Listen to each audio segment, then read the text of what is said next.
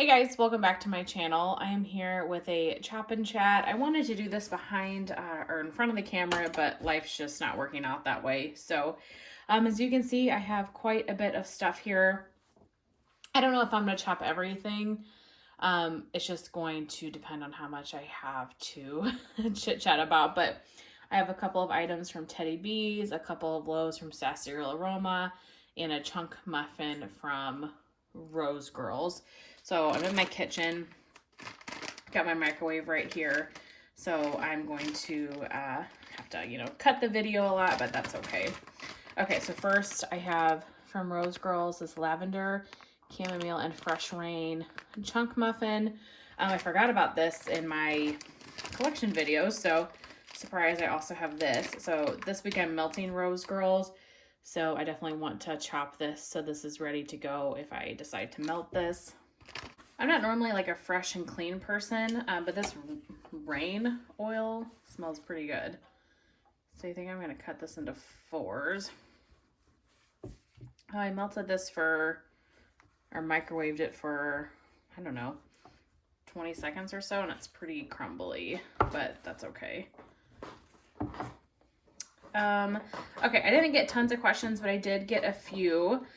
And then, yeah, I'm sure, I'll figure out some other things to talk about. Yeah, this is just a crumbly mess.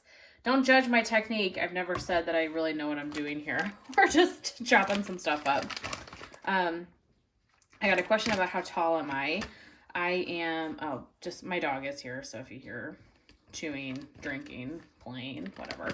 I'm 5'3", so I guess on the shorter side, and I have been 5'3" since I was in like 6th grade. So I grew pretty quickly and then just totally stopped. So I was like definitely like the tallest kid or one of the tallest kids in my class growing up, and then it just totally like died off. But yeah, I am 5'3", so it's the Rose Girls one. Sorry if I'm like not totally in the angle. It's hard to see. I have this bag. I think these are called chunk bags from Teddy B's. This is in Sweet Halloween. Candy corn vanilla cupcakes and sweet vanilla frosting. Some of these pieces in here are just huge. So how this goes, super smooth. Okay, that's easy. I'm just gonna chop them in half. Teddy B's, I have found, at least in my warmers, I have to put larger amounts of wax in my warmers to get it to throw. So I don't think I need to chop these too terribly small. And then Carson sent me a bunch of questions. So I'm trying to remember them on the top of my head. I should have written everything down, but there wasn't too many. Remember one was about, do I plan on staying in St. Louis? So I live in the St. Louis area, for those of you that don't know. Kind of in the suburb of St. Louis. Oh, this smells so good. This is like a nice like candy corn scent. This is really good. So my life has or not that much of a story, but a little bit of a story, I guess. I've always lived in the St. Louis area other than, for college. And my bachelor's degree is in marine biology. I love the beach. I love animals. I love the coast. I always thought that I was going to move to the beach. Like that was totally my intention, was when I graduated college, I was going to move to the Gulf Coast. I love Florida. I love like the white sand of the Gulf of Mexico and everything. That was my intention. I graduated college in 2015 and really came to the realization that marine biology, there's just not a lot of jobs. It's very difficult. It's a very difficult market to get into. And I got a job right after I graduated, like maybe 2 or 3 months after I graduated college. That one is done. And stayed in the St. Louis area. And I kind of made the decision at that point that I was going to stay in the St. Louis area, but just retire to the beach is kind of my plan. So I hope that is what happens. The job I have now is just it's such a good career. It's hard for me to want to leave because I don't think I would be able to find anything like that great down there. It's really a catch-22 because if I stay in St. Louis, you know, I have my family, I have this great career, and I love St. Louis. Like, I am very prideful about where I live. I think it's a wonderful city. I really love it. But it's kind of a catch-22 because if I stay here and have all these things, I miss out on the beach, which I absolutely adore. But if I go to the beach, I have that, you know, aspect of my life, but I miss out on my family and things like that. So it truly is a catch-22. I have every plan. We'll see how life goes and if life changes. This is Witchy Woman from Teddy Bees. Life changes often, so who knows what will happen, but at the moment, I am planning on retiring at 55. I have, you know, really worked hard to put enough money in my 401k and everything to make that a possibility. So that is my plan when I turn 55 to retire and move to the beach. So that's my plan. So we will see. But this is Witchy Woman from Teddy Bees. Warm flannel, blackberries, and boardwalk marshmallow clouds. I'm obsessed with this scent. This is exceptional. It is so good. Oh, beautiful. And that one throws for a really long time in my home. I've been searching the D-Stash groups for quite a while because I was hoping that she would offer this in her pre-order, and she didn't. And so I've been kind of searching the D-Stash groups for a while. And finally somebody was like, oh, I'll give you a Witchy Woman. So I paid a hefty cost for it just with shipping, you know, of a single loaf and everything. But this scent is so worth it because it's so good. So one of the things I will talk about if I have the time, if not, I'll do it in a different video, is talking about a kind of no buy or like a super low buy. And this is one of the things that I was just like really looking for was Witchy Woman in a loaf. So I'm so excited to have this again. This is definitely my favorite scent from her. And I can't even think of her name now. I'm so sorry. I'm fairly new to Teddy Bees. I've only done one ready to ship and then this last pre-order. And then I purchased some stuff in a D-Stash, but I like how soft this wax is. It makes it very easy to cut. But, okay, so that was one of Carson's questions. Another one was, how has your puppy changed your day-to-day life? Oh my God. That when I read it, I laughed because life has changed dramatically. And I knew that it would, obviously. But I will say that having a puppy has been harder than I thought. So I wanted a dog for a really long time, and I went back and forth because I travel a lot. I love traveling. I love going places. I love like the freedom that not having kids and everything. I love that lifestyle. But I really love having dogs. I really love animals and having dogs around me. So long story short, I finally decided to bite the bullet and get a dog. Obviously, my freedom has been drastically decreased, which is understandable, you know, and I've gained a lot from having him too. He has required so much extra work than I had ever anticipated, and just the amount of training. I've run into like one kind of major behavioral problem, so we're doing a lot of training and just very, like, it's very intense. And I personally, I made the commitment when I knew that I was getting him that I was going to do everything I could to keep him, you know, out of the kennel. Like, I wasn't going to just be like, oh, I'm going to go do this, and this, and put him in the kennel all the time. I don't feel that that's good for a dog. Like, that's not the lifestyle I want my dog to live. So I sacrifice probably some social time and things like that to be home with him. However, I gain so much in that time with him, you know, so it really is just kind of a catch-22 in those ways. He is just now 6 months old this month, so I do feel like we're getting into a better routine of he's more trustworthy. Obviously, he's potty trained by now, stuff like that. But how it changes my day-to-day life, at least at first, you know, when he was 8 weeks old, like I wasn't really doing anything. We were just at home, getting him acclimated and all of that. Now it's more just like thinking about, okay, if he's in the kennel and I know if I'm going to have like a long work day, I have to plan those things out to make sure I can hire like a dog walker or have somebody come let him out to go to the bathroom. It's just the immense planning is extra. It's gotten me outside a lot more exercising because he needs to be taken on walks every day and stuff like that. I do think that it's made me more social as well because I'm trying to take him to dog parks to socialize like him as well, you know, with dogs and people and things.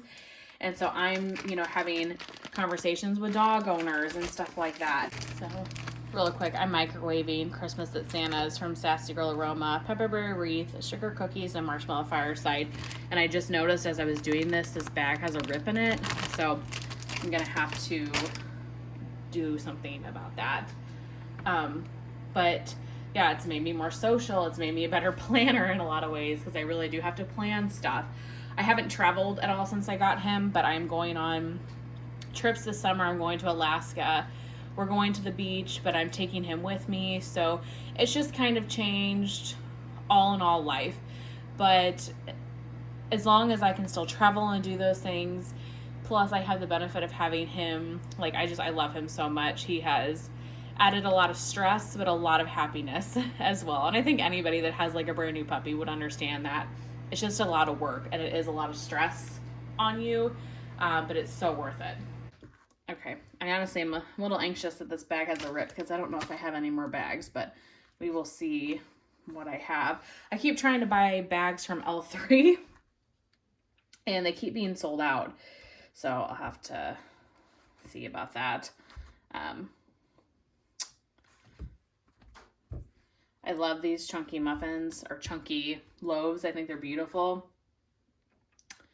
but they definitely are a little bit harder to chop. And he asked me another question. Oh, about my family. Does my family like melt wax or anything? No. I mean, my mom will have a candle here or there, you know, just kind of normal stuff, but nobody in my life melts or understands this. I guess my brother, he has a wax warmer and he melts wax like occasionally just to have something kind of on. But it's not like anything crazy or anything. It's just a very normal melting amount. They think the family members that know, and there's not very many that do. There's only a couple of my family members that even know I have a YouTube channel. And actually some people in my personal life have just discovered it. And I think it's because I have 2 Instagrams. Sorry, I had a puppy that decided that pulling the threads out of the carpet was the right route to go with life. I lost track of what I was saying. Oh, melting wax. I remember when my brother first even told me he melted wax, I like went out and bought him a bunch of clamshells and stuff.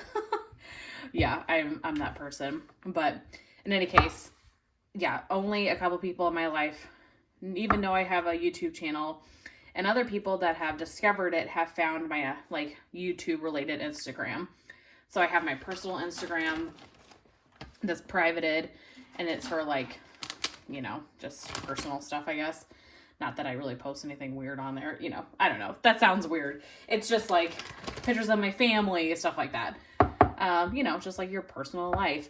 And then I have my other one, which is the one that, you know, you guys see the majority of. And so I think that that one gets suggested to people, you know, in my contacts and stuff like that. So I think people discover it, you know, that way. This is just a mess. This is crumbling all over the place. Plus this bag is ripped. What a mess.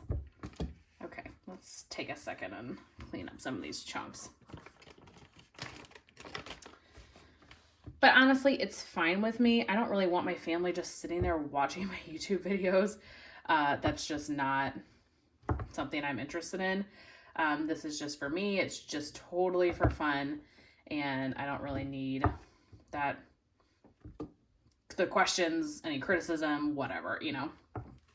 So no, nobody in my family watches really, or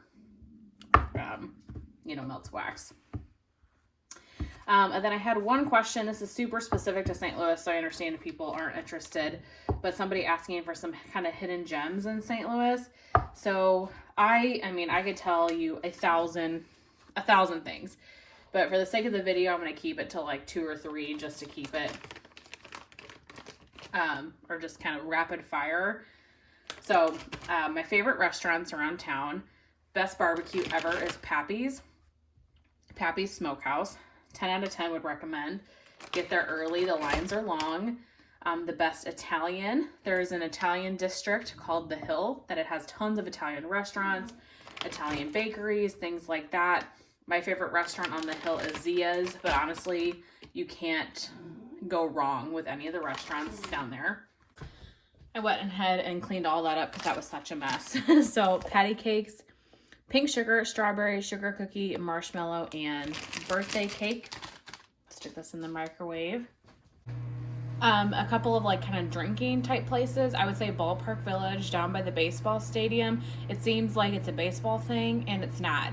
Inside, it's immaculate. They have tons of different bars, live music, PBR, like a Narwhal's frozen cocktail place, like just a ton of really cool stuff.